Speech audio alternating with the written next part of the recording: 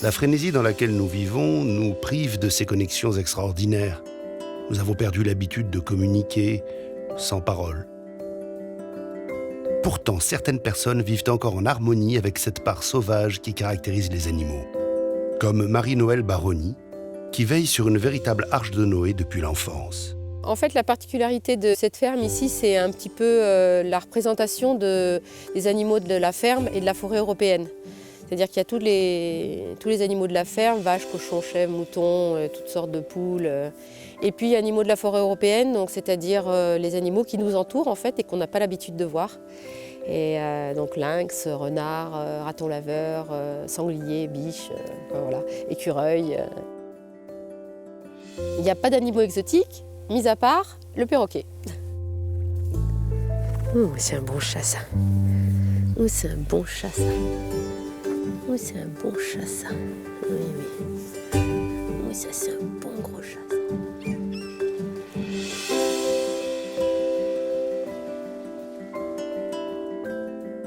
Lui, c'est Youk, c'est le doyen des deux, donc c'est un peu le pacha, c'est-à-dire que c'est le maître des lieux. En fait, c'est toujours le même scénario. Les animaux qui arrivent ici, c'est des animaux qui sont nés en parc animalier. La mère les a pas élevés parce que diverses raisons. Et du coup, les soigneurs me les confient pour que je les élève parce que c'est un petit peu ma spécialité, l'élevage au biberon. Donc voilà, ils arrivent là comme ça.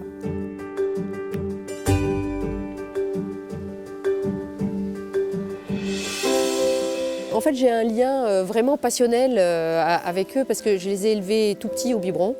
Et il y a une relation passionnelle, fusionnelle, on l'appellera comme on veut, mais on se connaît très bien. Eux me connaissent très bien, moi je les connais très bien et on a du mal à vivre les uns sans les autres. Allez, viens.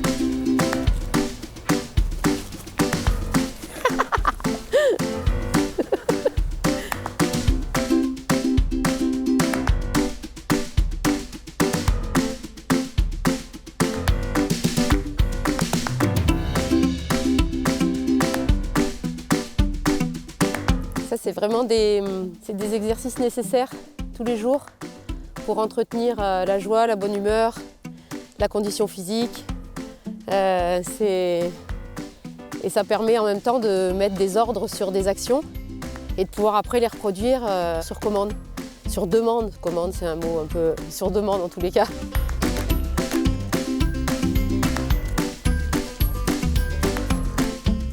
Ce qui m'a amené à avoir cette ferme, à vivre avec les animaux, il n'y a rien qui m'y a amené parce que je suis depuis tout le temps, en fait. C'est un peu comme Obélix, je suis tombée dedans quand j'étais petite, je pense. Alors, pas au sens physique parce que bon, mes parents étaient apiculteurs, donc en effet, on vivait dans la campagne, on vivait avec des animaux. Mais enfin, les abeilles, c'est quand même particulier. Mais j'ai toujours eu cette attirance, j'ai toujours eu des animaux qui sont arrivés vers moi sans que je fasse la démarche, en fait. Et depuis toute petite, à 8 ans, j'ai élevé des loirs en cachette dans ma chambre parce que ma chatte avait tué la mère. Et voilà, donc je les ai élevés. Ils ont vécu après, nombreux d'ailleurs, sous la toiture.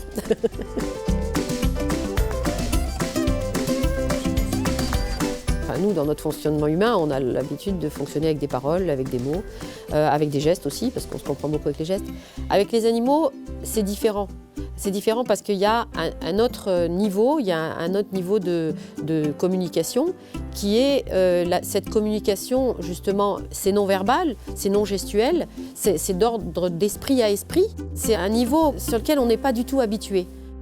Serait-ce le langage du cœur ? De nombreuses personnes à travers le monde le prétendent, comme Leila Del Monte, qui, après une brillante carrière de danseuse flamenco, consacre désormais son travail à la communication animale pour aider éleveurs, maîtres et vétérinaires. La communication animale, c'est quelque chose de sacré. Vraiment, j'aime pas trop utiliser le mot sacré, mais là, je vais l'utiliser. C'est la possibilité de sentir l'animal profondément, c'est-à-dire qu'on comprend comment il est dans sa vie habituelle. C'est pas des grandes interprétations, mais c'est comment il est dans sa vie habituelle, comment il se sent, et tous les petits détails de la vie.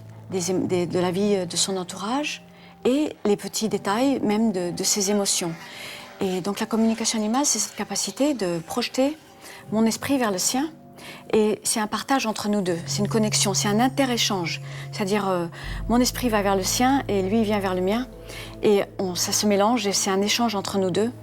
Et à ce moment-là, je peux capter beaucoup de choses qui peuvent venir sous forme de mots, d'images, de sensations physiques ou émotionnelles ou d'odeurs. Et je peux même capter d'autres choses que des fois je ne peux pas tellement mettre en mots. Mais ces choses, ce sont la compréhension profonde de l'esprit de l'animal.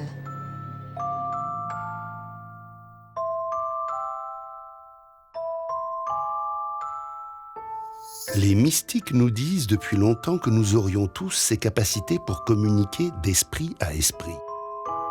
Alors pourquoi ne pas essayer ?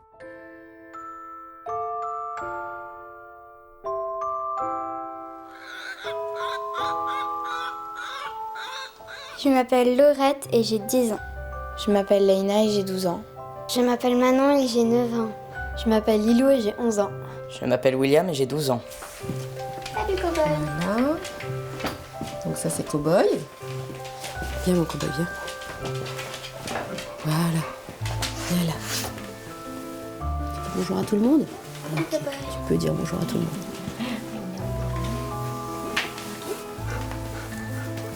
Voilà notre ami Cowboy.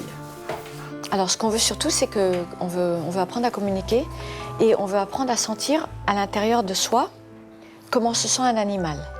D'accord ? Alors ce qu'on va vraiment essayer de faire pendant tous les exercices de ce soir, c'est de ne pas raconter une histoire ou de ne pas projeter une impression qu'on a sur eux. De ne pas inventer quelque chose ou d'imaginer quelque chose. On va juste s'en tenir à ce qu'on ressent. Et on va essayer de ressentir comme si on était dans la peau de eux.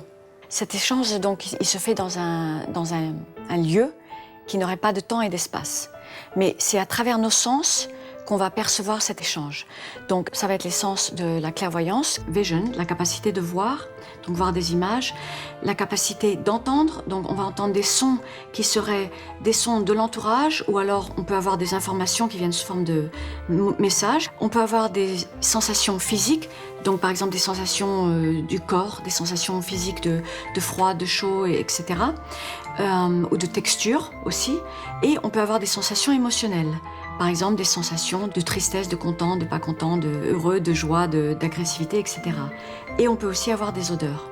Donc toute cette information, elle passe quand même par nos sens, mais c'est pas tout à fait nos sens dans la façon dont on les entend maintenant. Quand je réagis à un monde physique, ça serait mes sens intériorisés à l'intérieur de moi.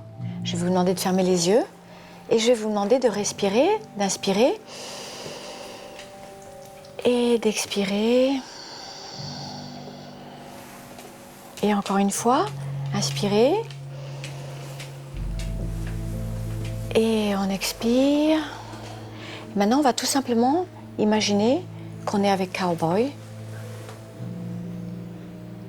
Et on va imaginer qu'on est dans sa peau. Alors, comment ça se sent quand on est dans la peau de Cowboy? Qu'est-ce qu'on voit? Qu'est-ce qu'on entend? Qu'est-ce qu'on ressent? Ou qu'est-ce qu'on sent?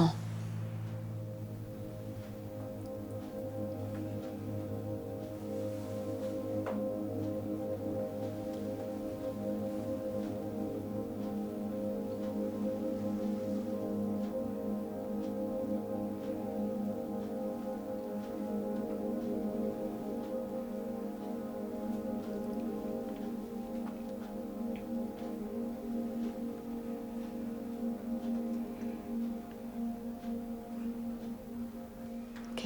Alors maintenant, vous pouvez ouvrir les yeux. Voilà. Voilà. William, tu veux nous dire ce que tu as senti quand tu étais dans la peau de Cowboy? J'avais chaud. Oui. J'ai rien ressenti particulier de fort. J'ai juste senti que j'avais chaud et que j'étais content. Oui. C'est à peu près tout. Vas-y. Comme si son cœur battait vite et qu'il tremblait, mais de joie. J'avais mal au ventre Oui. et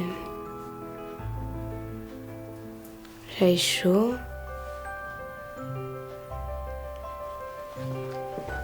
Puis voilà, je sais pas. Ok, ça c'est bien. Bien. D'accord. Manon, tu veux dire ce que tu as ressenti? Moi, j'ai senti que j'avais chaud, que j'étais content et que j'avais un petit peu froid en même temps. Tu avais un peu froid en même temps? J'avais froid vers les pieds et les mains. J'avais un peu mal au cou et puis j'étais heureuse. Oui. D'accord. Moi, je sentais que j'étais très à l'aise et j'avais légèrement chaud et je me sentais bien là où j'étais, Oui. confortable et... D'accord. Communiquer avec les animaux serait donc aussi simple? Pas si sûr. L'idée serait de rentrer en empathie avec l'animal si profondément que nous viendrions à capter ses pensées en oubliant nos propres réflexions. Mais comment réussir? À travers l'enseignement, j'ai compris que la raison pour laquelle il y a ces possibilités, soi-disant, d'erreur, c'est parce qu'il y a des projections. Donc la personne, en fait, qui essaye de faire cette communication, elle projette ses émotions ou ses opinions ou ses pensées sur celles de l'animal, et donc ça va être une vérité qui va être mélangée à du faux. Et la seule façon vraiment pour séparer cette vérité avec le faux, c'est vraiment une clarté de soi, une clarté interne, pour vraiment d'abord se connaître soi-même, pour savoir quelles sont mes émotions, quelles sont mes pensées à moi, quelles sont mes projections, parce que ça va très très loin, qu'est-ce que je peux être en train d'influencer sur l'animal. Donc ça prend une connaissance de soi, ça prend un grand travail de quiétude interne, parce que pour faire ça, la communication, il faut avoir la quiétude interne. Si on est en état de grandes émotions, de grands troubles internes, on ne peut pas faire la communication, c'est pas assez précis. Parce qu'automatiquement, on va commencer à mélanger. Et déjà, ça passe par notre filtre. Parce que toute notion, toute perception avec un être humain va passer par le filtre de l'être humain. Donc ça prend beaucoup de temps pour raffiner. C'est comme un rubis qui est à l'état brut. C'est pas la même chose à l'état brut et quand il est poli et que c'est le beau joyau. Donc il faut polir, polir, polir. Comme la méditation changerait les aptitudes de notre cerveau, l'entraînement à cette forme de communication affinerait nos perceptions. Réessayons. Ok, alors maintenant on va fermer les yeux. Fermer les yeux.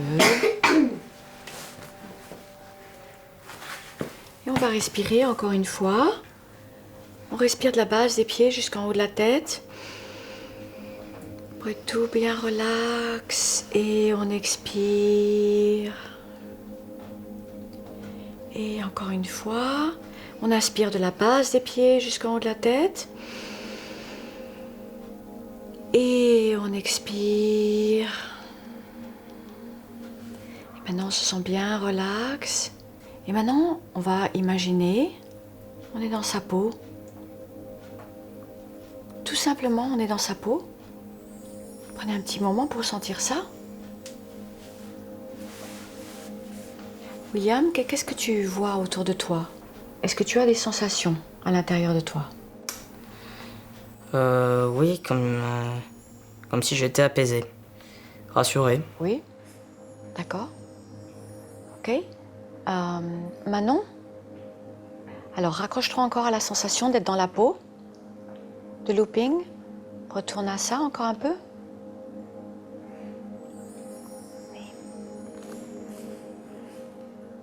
Voilà. Et dis-moi ce que tu vois autour de toi. Toute la grande maison par rapport à un tout petit perroquet. D'accord. Et qu'est-ce que tu sens quand tu es sur le bras de Marie-Noël? Sur la main, tu es sur la main en fait. Qu'est-ce que tu sens? qu'elle veut me poser quelque part pour faire des jeux ou autre chose, mais quelque chose d'intéressant. Oui. Elle veut te poser quelque part? Et toi, tu as envie qu'on te pose quelque part? Je veux savoir ce que c'est, je prends ça pour une surprise. Alors, si ça me plaît pas trop, je peux m'envoler quelque part. Et puis, si ça me plaît, j'y reste. D'accord? Ok. Dis-moi ce que tu vois autour de toi. Ma cage, mais je vois pas très très loin en fait. Oui?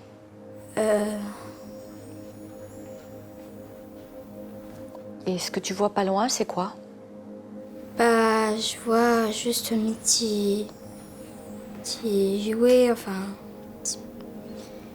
mes trucs pour m'accrocher, ma petite cabane. Je me sens à l'aise, mais effrayée Oui? Et t'es effrayée de quoi? par les gens. Oui? Et pourquoi tu serais effrayée par les gens? Parce que certaines personnes, je ne les connais pas bien. Si toutes ces sensations des enfants ne peuvent pas être vérifiées, le mieux pour savoir si nous sommes dans le juste est de se fier à la réalité et d'observer simplement si ce que nous captons peut correspondre au comportement des animaux.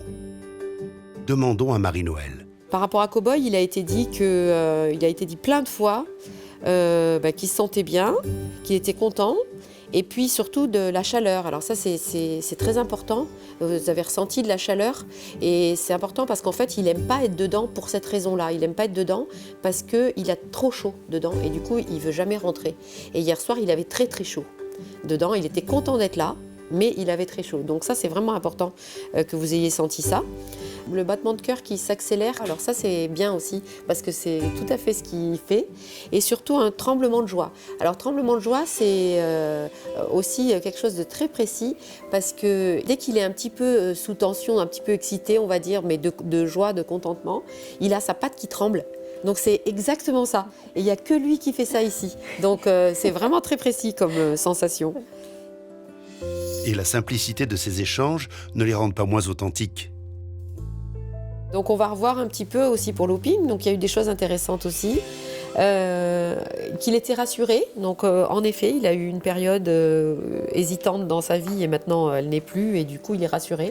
La grande maison, oui ça c'est vrai que ça change par rapport à sa vie d'avant, donc ça il apprécie. Il apprécie le fait d'être dans une grande maison. Oui aussi le fait qu'il voyait pas loin. Alors ça c'est vraiment caractéristique du perroquet en général et du coup Looping aussi, c'est-à-dire qu'en fait il ne peut envisager que ce qu'il voit. Et il ne voit pas très très loin, c'est vrai, mais à partir du moment où il ne voit pas, il est perdu. Et donc pour lui, c'est inquiétant. Il est tout le temps en train de chercher par la vue. C'est parce que les autres oiseaux ne fonctionnent pas comme ça. Ils ont une espèce de petit GPS dans la tête. Et si par exemple, on les met derrière la haie, ils vont être capables tout de suite de revenir ici. Alors que le perroquet, non. Le perroquet, s'il est derrière la haie et qu'il ne voit pas, s'il entend, il va réussir à se repérer. Mais s'il ne voit pas, il est tout de suite perdu.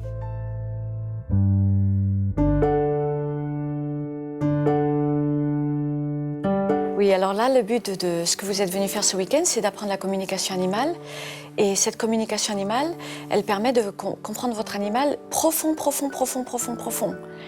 En vrai, comment il pense et comment il se sent. Okay? Et pas comme vous pensez. Parce que beaucoup de fois, vous dites « Oh, mon chien, il est mignon, je l'aime bien, mon chat, mon cheval ». Mais vous approchez l'animal comme s'il est hors de vous. D'accord? C'est un autre être. Vous pensez que vous le comprenez. Mais en vérité, la communication, ce qu'on a travaillé là, ça vous permet de le comprendre complètement. Et avec une grande vérité, pas avec du faux. Parce que souvent, on interprète et on s'imagine des choses et on pense qu'on comprend un animal et on ne le comprend pas. Parce que c'est nos interprétations. Mais là, c'est avec du vrai. On le comprend vraiment dedans, dans notre cœur et dans notre ventre, partout. Dans nos cellules. Il faut pratiquer beaucoup. Tout ce qu'on a fait ici, il va falloir le pratiquer. Mais c'est amusant de le pratiquer. C'est du plaisir, c'est de la joie. Il faut le faire avec du plaisir, de la joie. Pas pour chercher le résultat. Pourquoi on fait? Pourquoi on fait la communication? Pour comprendre ses besoins. Pour comprendre ses besoins? Pourquoi d'autres? Pour des fois lui faire du plaisir. Voilà, pour le plaisir. Pour notre plaisir et son plaisir. Parce qu'on les aime. Comment? Pour le plaisir qu'il soit d'être un animal. Absolument, pour le plaisir de le comprendre qui il est lui. Et pour l'amour, on les aime les animaux. C'est pour ça que vous êtes venus, parce que vous aimez les animaux. Oui? Yes, ok. Donc c'est ça la communication. La chose la plus importante, c'est la joie. Parce que Ça, c'est quelque chose qui est instantané. Dès que je suis au contact d'un animal, je suis remplie d'un espèce de sentiment de joie qui m'envahit et qui me fait oublier tout le reste. Je peux être inquiète, je peux être stressée, je peux avoir des soucis, je peux avoir si gros qu'ils soient. À partir du moment où je suis au contact avec un animal, il y a cette espèce de quiétude qui m'envahit. Et ça, pour moi, c'est une nécessité, c'est une drogue.